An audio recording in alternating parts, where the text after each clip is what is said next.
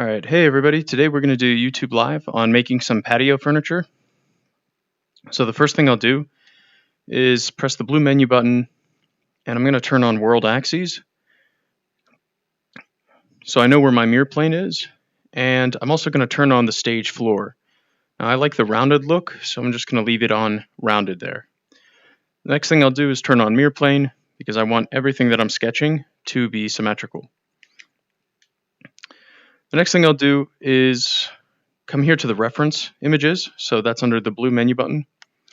Click that on, and I went to Pinterest a little bit earlier and pulled a couple of different pictures of chairs that I'd like to reference. So I'll click through the folders here and grab my images and pull them into the environment. And then if I want to return back to where the rest of the folders and reference images were, I'll click that icon in the upper left-hand corner and close that menu. All right, the next thing I want to do is stick these reference images to my work area. So right now they're just sort of floating in space. I could do that by grabbing the image and pressing the anchor button while I'm holding it. And now these things will stay anchored to the space and scale in and out with me. So let's just lay these out the way we would a reference board in real life.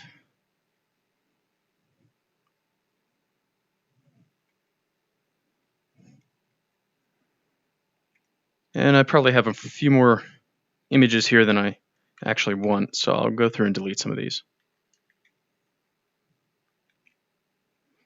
This one's kind of cool because it has some dimensions on it. I might be able to reference these later.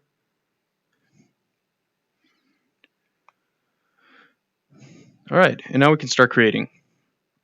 So before I start creating the actual data that I want here, I just want to get a loose idea of what I want the structure of the chair to be. So I'm going to use the stroke tool for that. And I'm going to turn on point mode so that I have a little more precision and I'm not just drawing really loose lines.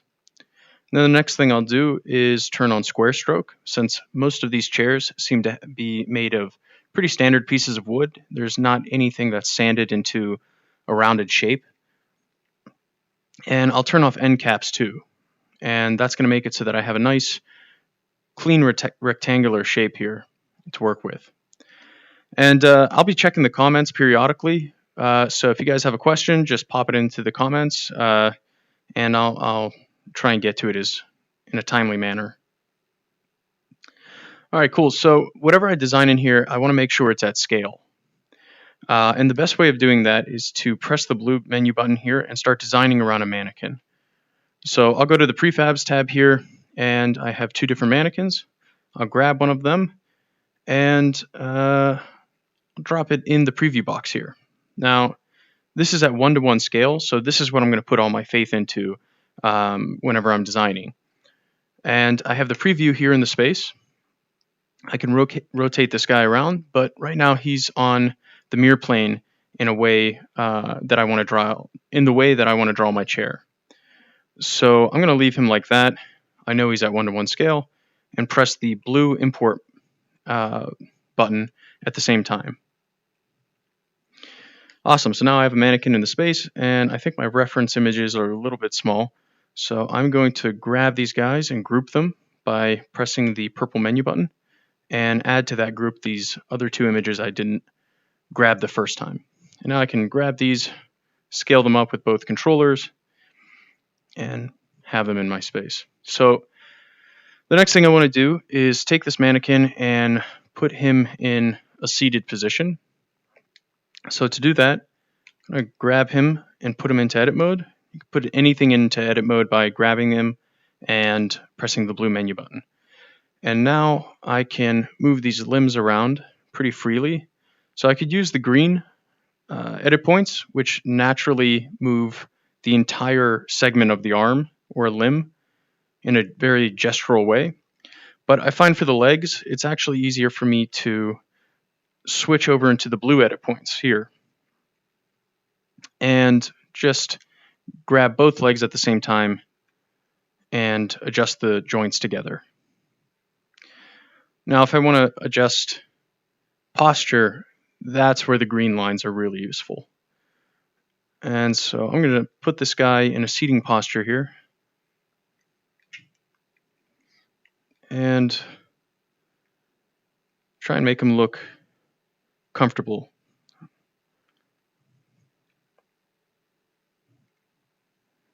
Maybe even put the hand on the knee and let these fingers hang down like the hand is just relaxing.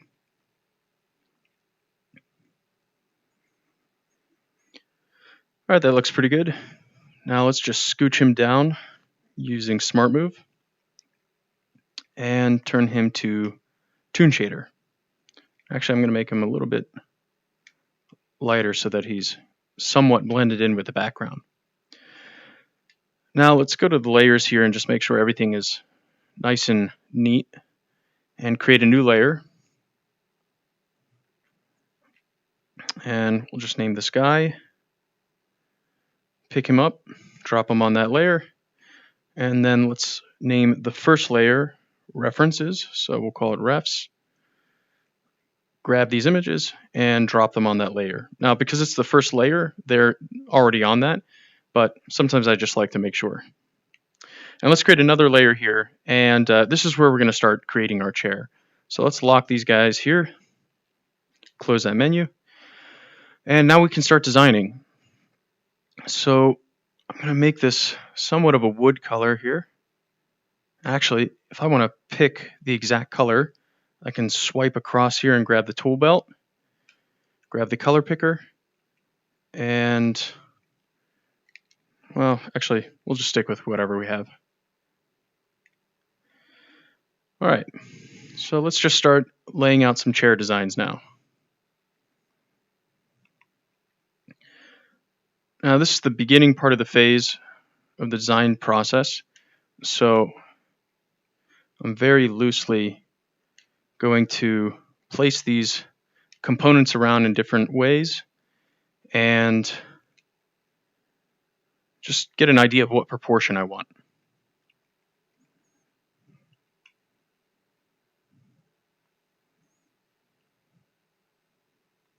You'll notice I don't even care which way the wood is facing. I mean, I can spend a little more time in here and rotate it so that it makes a little more sense, but again, we're just trying to get the proportion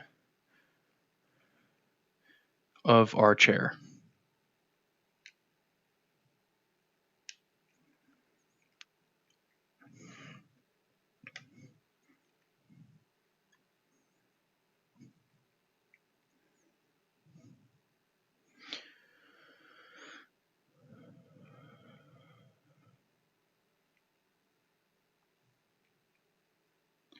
All right, so that's one option, and I will duplicate that out, and let's keep designing. So maybe we could have like a bent wood look on this one.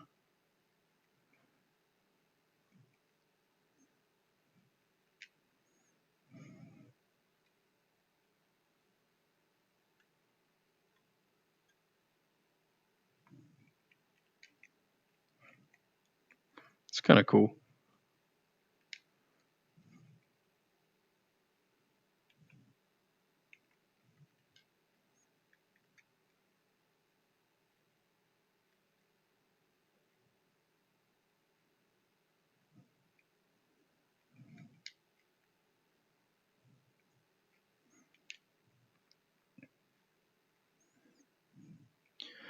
So if I want to change the direction of this stroke, I can change the direction by adjusting these individual edit points. And all I have to do is flick the drawing hand controller to the right or the left, and I'll get these green arrows. And these are going to show me the direction that the face of that stroke is. So now I can come in here and just clean it up a little bit, and then press the blue check mark. And now that piece of wood is looking a lot better.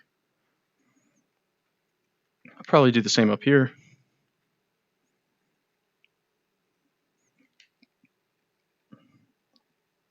All right, that's another solid option.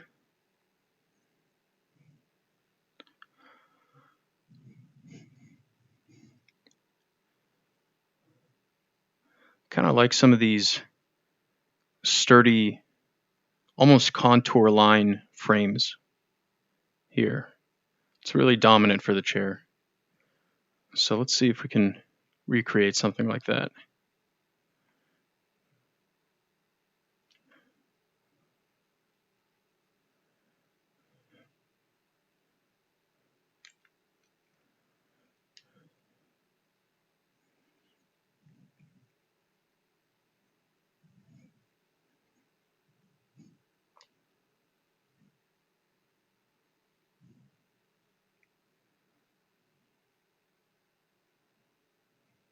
Maybe we can even make these chunks of wood a little thicker. So we'll put it in edit mode and use this graph here to adjust the stroke shape.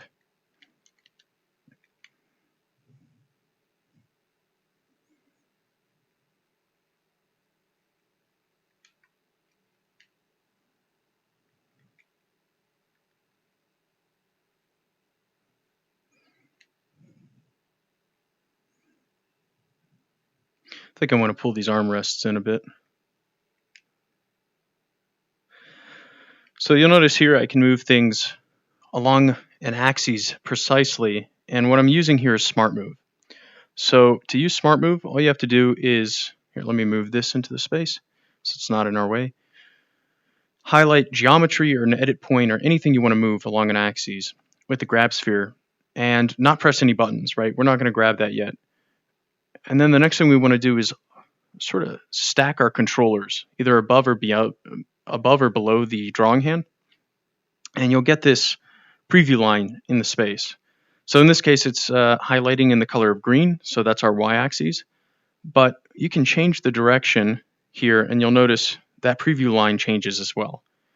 And once we get that preview line, that's an indicator that Smart Move is enabled, and we can hold the grab button in and then move precisely along that axis. Now, you'll also notice I have these measurements, and they're telling me how far I'm traveling from that existing point that I was at. And these are called contextual measurements. So you can turn both of these options on by going to the blue settings menu. And you'll see here we have Smart Move. So I have it turned on in all directions, or you can just stick it to X, Y, and Z, or you can turn it completely off. So we'll keep it in all directions right now. And then if we go to this other section here, Preferences, so not Sketching Aid, but Preferences, at the bottom here we have a preference for contextual measurements. So we could turn that on and off, but having that on makes it so that I can see those distances whenever I move something or adjust something in the space. All right, so let's take a couple of seconds here to see if we have any questions. All right, nothing yet. So yeah, let's just continue to adjust this and arrive at a final design.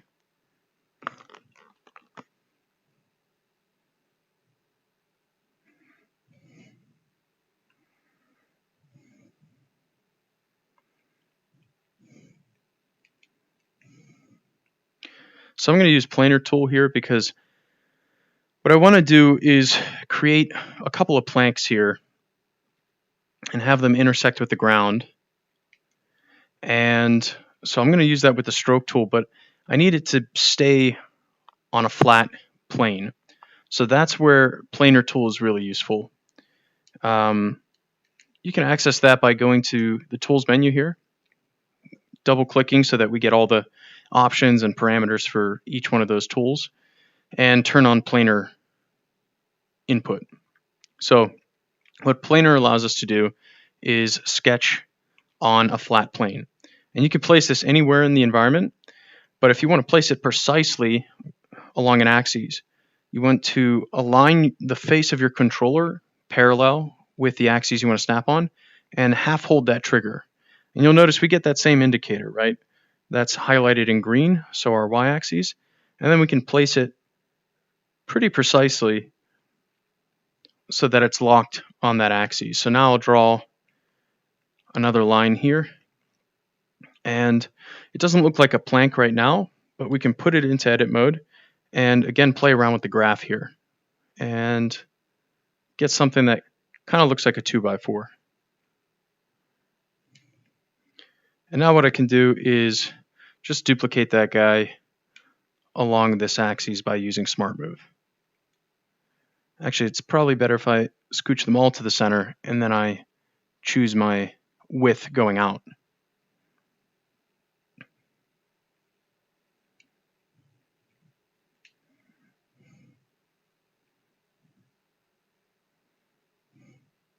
That's pretty interesting. So why don't we group that, and let's duplicate it and revolve it, and rotate it along an axis here. Probably want to have a little more comfortable of an angle there.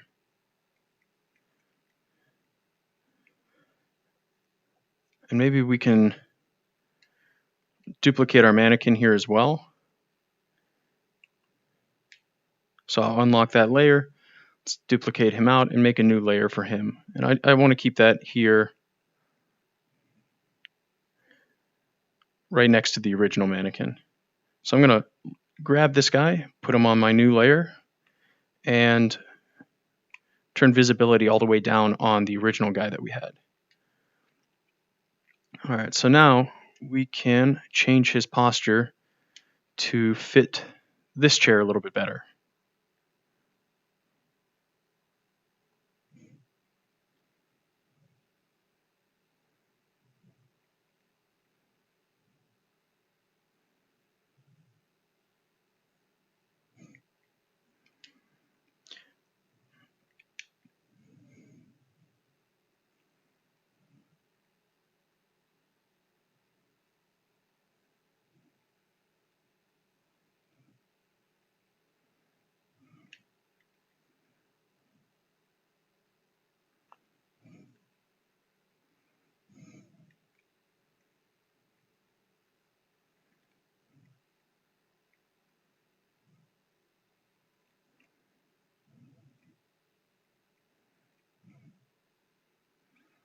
All right. Maybe we just have him leaning back a little bit further. That looks pretty good.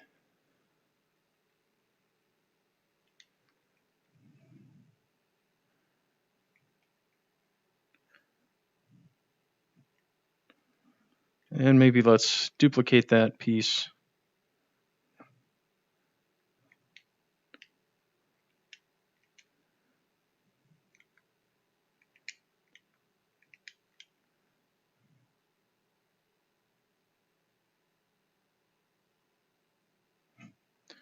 That's kind of interesting. It's a super wide chair though. All right, in each one of these designs, we should group together. So I can expand my grab sphere by going up and down on the joystick. I can change the size of that. And I'm just going to encompass everything, all the parts that are making up that chair, and hold it. And I'm not going to worry about moving it from where it was, because the second I press the purple menu button to group it, it all snaps back, and now it's grouped as one shape. So it might help to do that for some of these earlier ones. And scooch that back. All right, so let's do one more variation here, and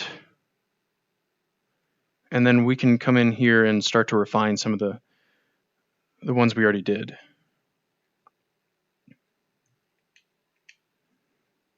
And this one, I'm going to just keep Planar on because it's kind of useful.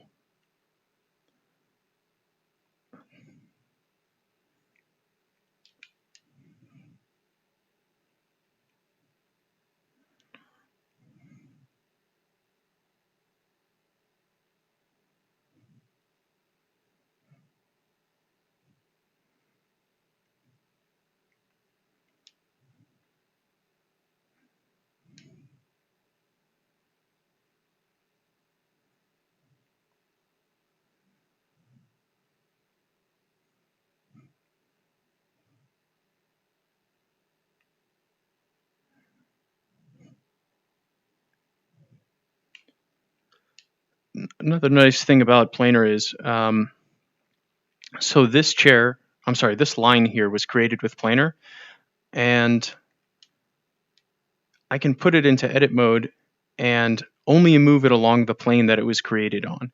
So you'll see I'm trying to move it out this way, and I can't. It's because Planar is still turned on. But you can turn off Planar here, and then you can actually freely move that point around again.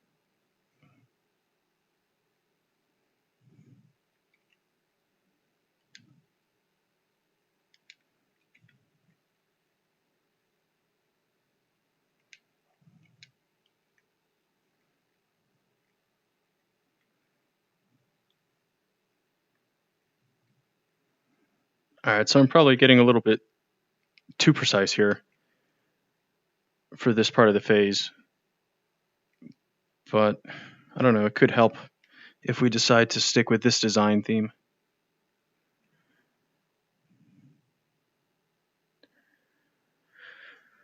All right, maybe try that with a thinner line. Nah, let's go back. Okay, so we have a couple options here. Pretty crude, but they're definitely something to work with. I'm going to turn off Planar so we don't have that giant ghosted rectangle in the space. And now what I want to do is start to add some of the more detail that we see here in the photos, right? So we have some pretty thick pieces of lumber here, and most of these chairs have cushions on them to make them a little more comfortable and let those bold elements still stand out. And what's nice is they also have a contrast with them, right? So you're really focusing on the wood grain here because you have these nice white fabric providing some contrast. And in this case, you actually have a pretty nice color contrast as well.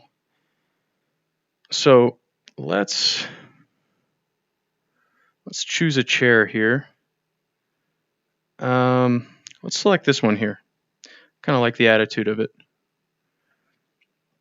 And we can take these other chairs and drop them on a separate layer and turn it invisible. So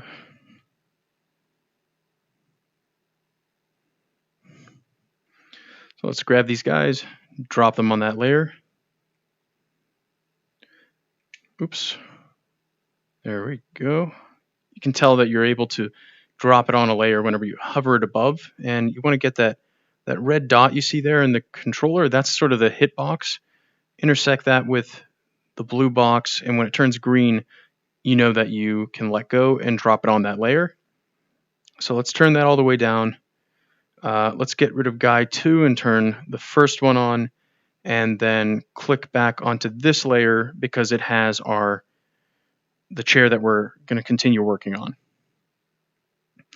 All right, so I'm going to use Smart Move and move this guy back into place, but you can tell I'm accidentally bumping our mannequin here, so I'm going to lock him as well. All right, that looks pretty good. So we have the general data in the space, and it looks pretty good. So what I'm going to do here is actually just go through and refine the placement of some of these things. So it looks a little neater.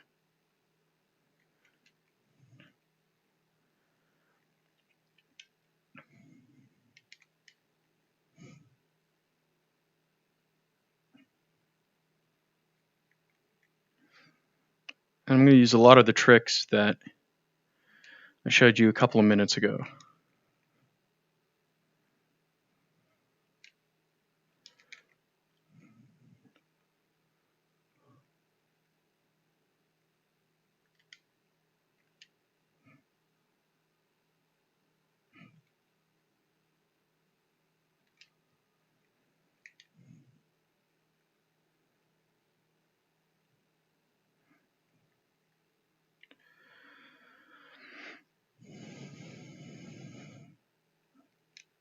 Actually, I want to adjust the armrest here so that it's a little flatter.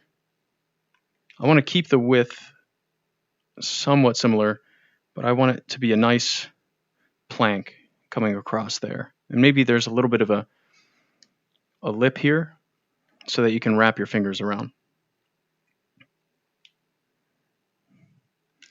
And instead of redoing that piece, I'll just duplicate what I have here and adjust the size of it.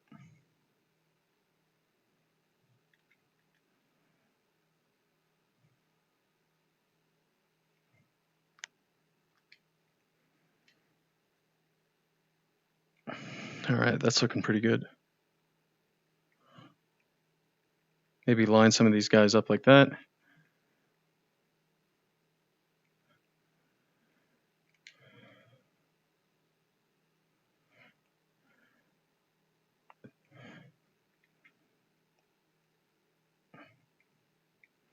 All right, cool. That's not looking half bad. So one thing I'm noticing immediately here is I want to add a pretty substantial cushion at the bottom here, but there's not much room, right? So I'm going to group together these parts and shift them down together. And let's do it about a couple inches there, so almost 4.5 inches, and scooch back some of these parts so that they intersect with the frame of the chair. And now I have enough space to drop in a cushion here. So there's a couple of ways that we can create that cushion. I think the best way is going to be using Subd. So before I do that, I'm just going to check if we have any questions.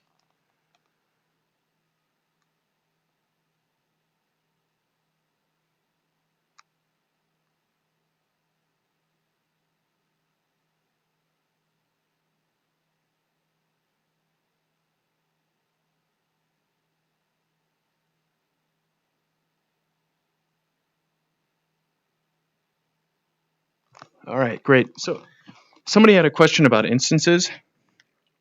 So we can duplicate things along a set distance here. So it's sort of like an array.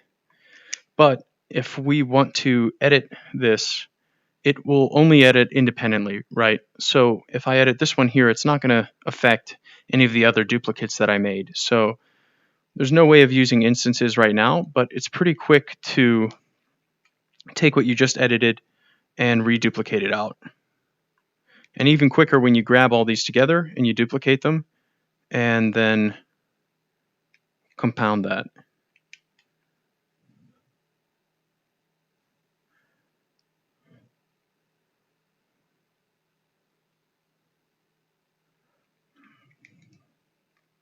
All right, so let's get into Subd and start creating some of the cushions for this. So if we go to the Purple Tools menu, we can go to the primitive shapes here. And we have two options. We can drop a primitive shape in the space, put it into edit mode after we've done some of our scaling options, and then convert it to a Subd mesh. Or we can start with Subd from the very beginning by clicking this option up here, Subdivision Object. And what it's going to do, it's going to make the objects that can be converted to Subd stand out a little more and ghost out some of the other objects here.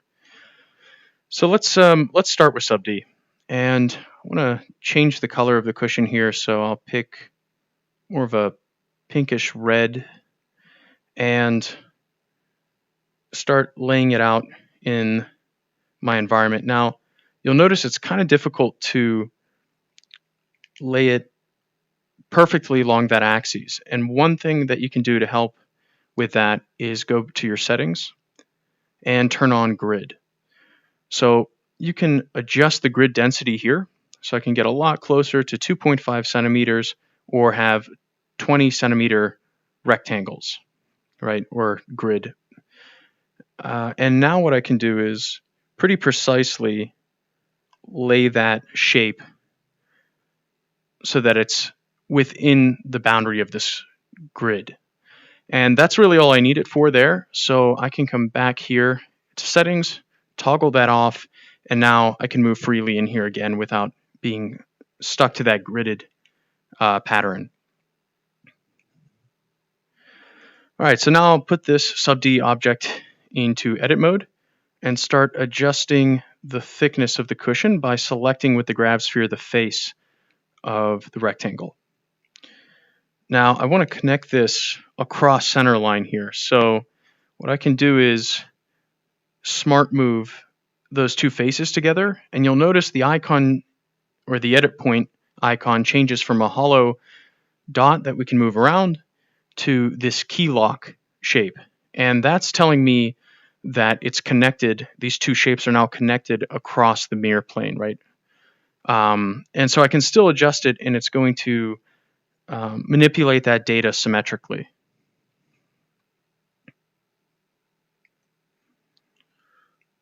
All right, so now I'm just going to continue pushing that out and shaping that cushion. And I want the back push cushion here as well, so I'll duplicate this piece up, and I want to rotate it precisely to be 90 degrees. And one rotate option that we have, and you might have seen me use this a little bit earlier, is taking our controllers and facing them together and highlighting geometry. So just like Smart Move, we're not going to click anything. We're just going to face the controllers in that way, get this axis to light up. And then once we have that axis light up, hold the grab button and rotate. So that's one way of rotating, and it's pretty quick, but you'll notice it's not that precise. I want to move this precisely 90 degrees, rotate it. So for that, I'm going to hold this side button here and bring out the tool belt. And we have a couple of different tools here, but what I'm looking to use here is the precision tool. And to use the precision tool, you grab it, pull it out, and highlight where you want to move as your anchor point. And the first option here, so this is without adjusting anything, I can move it precisely along an axis.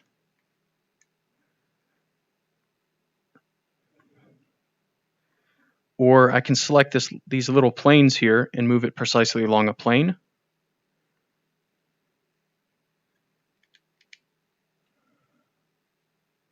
Or I can click, set my anchor point, and flick to the right or to the left and engage the rotate mode. So now I can rotate it and I can see those measurements. Now it's not snapping to different increments. It's not snapping to 45 or 90. But we can use that with the snap button. So you see the word snap there and a little icon on top. So I'll choose my anchor point, flick to the right so that I've engaged rotation, press the snap button, and you'll see that icon changes there. And now select the red ring here, hold the pointer finger button, and I can snap to 90. So let's do that again, change it, turn on snap, and snap to 90. Now we can continue to, well, actually I'll get rid of the tool belt now. So hold that grab trigger and swipe across. And now I can put this into edit mode and continue shaping this cushion.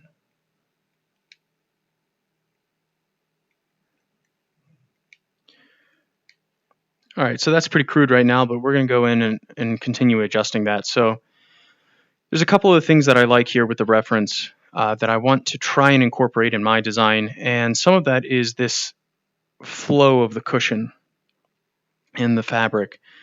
And then the other thing that I want to incorporate is some of this more stiff features here.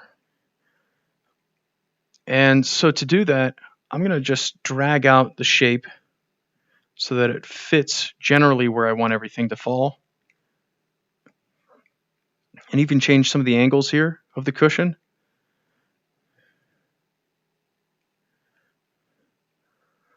And then what I'll do is take my edit menu and turn on subdivision.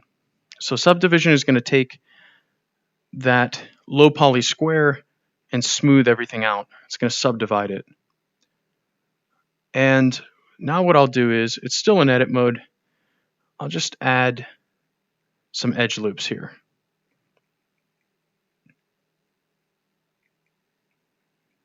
And now you'll see I'm starting to get these rounded corners and that softer effect on the cushion. All right, really quickly, I'm going to check for some more questions. All right, yeah, so that's a pretty good question. Somebody asked if we can take the planks here and convert them into sub-D. So these planks are actually made with the stroke tool, so you can't convert them into sub-D, but you could do this with a primitive shape and convert that into sub-D. So a primitive would be something like the cube here. We could lay that in the space and do the same basic measurements and change, the width, length, and height of this cube. And then while it's in edit mode, we have an option here to convert it to sub-D, and then we can take advantage of all the benefits of sub-D as well. But for these, they were made with the stroke tool, and I chose that specifically because it's a really quick tool to use, and I have control over some other features that would be a little more difficult with sub-D, like adding some curvature here on the armrest. Although I'm going to get rid of that. I'm not really a fan of the curvature there. All right, now I'll take this bottom cushion and turn subdivision on for that as well, and start adding some edge loops there. Now you'll notice I'm not laying any edge loops on top of existing edge loops. I'm spacing it out a little bit so that I get a nice radius there. All right, let's lower that guy down and readjust where that cushion lays.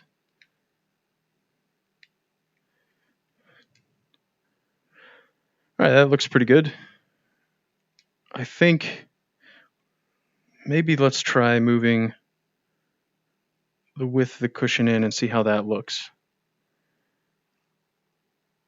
I'm not really a fan of that.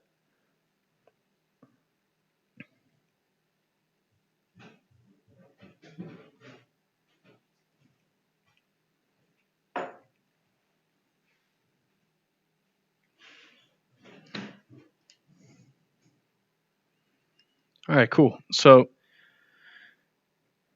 that's a pretty quick way of making a patio chair.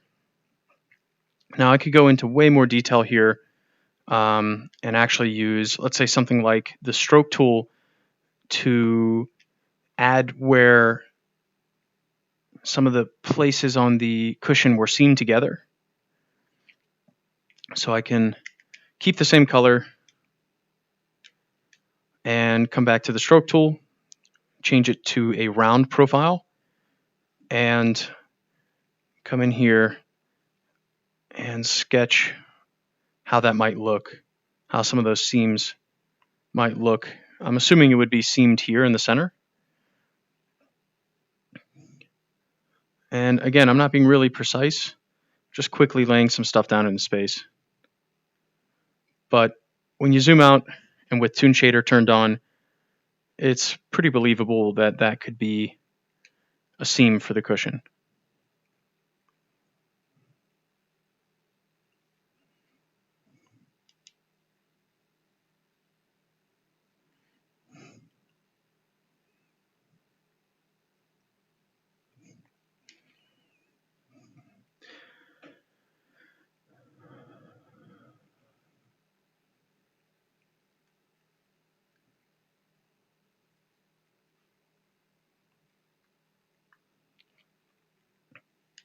Then of course I'll come in here and I can add additional edit points and shift the ones that are already there around so that they look better, a little more believable. let's just make sure that's the same color and the same material. So let's turn that to tune.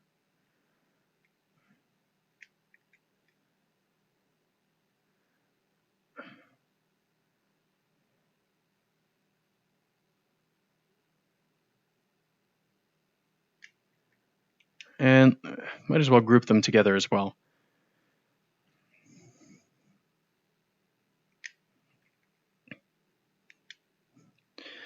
All right, and there's a way of making a pretty quick chair. In this case, it's a patio chair in Gravity Sketch.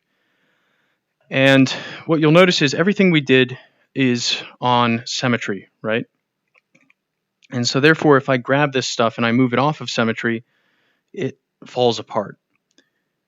So if we wanted to start laying out a scene here and maybe telling a story, and we want to use the chair that we just designed and built, we can do that by creating it by turning it into a prefab. So let's press the blue menu button and go to prefabs here. And the first option you'll see here is built-in models. So if you open up that tab, you're going to see the mannequins that you can drag out and some built-in reference OBJs that you can toggle on and off. But right next to that is import models.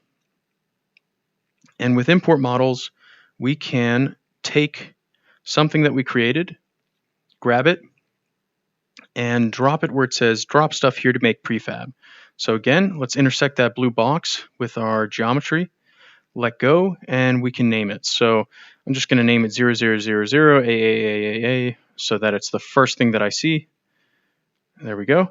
And now you'll see it populates in your import library in this menu here. But it's kind of opaque. So what we'll do is trigger select it, and we can see it's now grabbable from the menu, and we can pull it out into the environment, but it's not at the right scale. So to make it at the right scale, we trigger select that again, and we get a bounding box around it, and now it's previewed in the space. And we can change the rotation of it, and with these arrows here, but I'm going to leave it in the same orientation, and press the blue import model, so the check there when we want to drop it in the space. And now I have this prefab that I can move off of center line, or off of the mirror plane, I should say, and place freely in the space. So now I can take this and lay out a story for this furniture.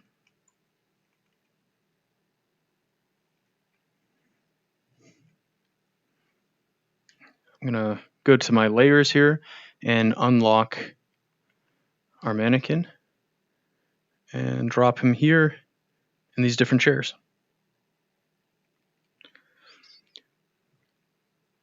All right, guys, I hope you enjoyed this this little free sketch session. This is a pretty simple project today, and please leave something in the comments if you want to see a specific project, or if you want to see us design a car or a motorcycle or something other than furniture, and we'll get back to you on it. Thanks a lot, everyone.